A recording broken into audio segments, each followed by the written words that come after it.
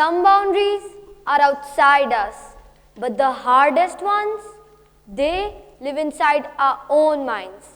Namaskar everyone. I'm Prisha Gupta and I'm in grade 6. Yes, I know I'm younger than most of you here. And you're probably thinking, did she lose her way to a school play?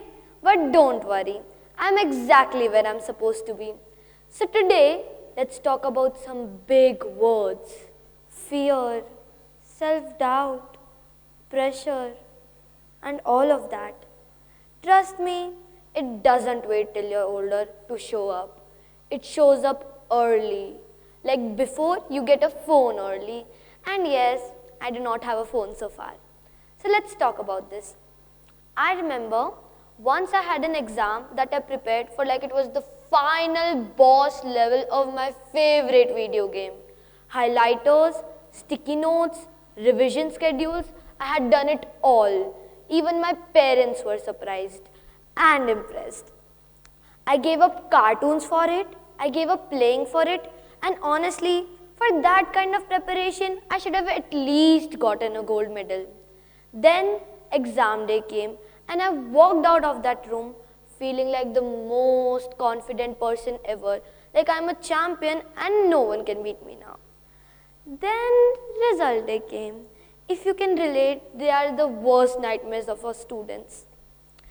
Let's just say my confidence ran faster than my marks did. I had made silly mistakes, missed a sign, forgot a step, lost marks. Not the biggest disaster, but just enough to make me do the dramatic slow motion, no! And that's when the real problem showed up. That tiny voice in my head that said, maybe you're not just as smart as you thought you were. Maybe this just isn't your thing. Do you know that voice? It sounds like a serious critic, like the entire world is judging you and they do not like you. But really, it's just your mind being mean to yourself. So how do I try to deal with it? I have an elder sister and she's in college and has seen way more pressure than I have. So she once told me, Prisha, even when everyone expects you to be perfect, you don't have to be. You just have to be yourself. Keep trying, keep learning, and keep growing.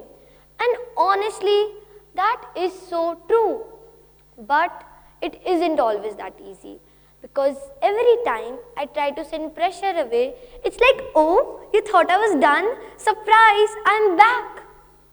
So after I got the result, I sat there thinking, I did everything right. I gave it my best. Where did I go wrong? It felt like slamming into a wall. Not a real one, of course, but an invisible one, made by my own brain. And really, it is way harder to break than a real wall. Because that invisible wall kept saying, you're not good enough. Just stop trying. You're going to fail again. You're so embarrassing. And that voice, it didn't just hurt once. It kept hurting even when I was doing well. Actually, especially when I was doing well. Because every time I used to smile on an achievement of mine, it used to be like, boo, I'm still here. Then another exam was coming up. And guess what? I was so scared that I would do worse than my previous exam. Because I have given quite a few many Olympiads. I have been state topper, ranked nationally, even internationally. And that sets a weird feeling in.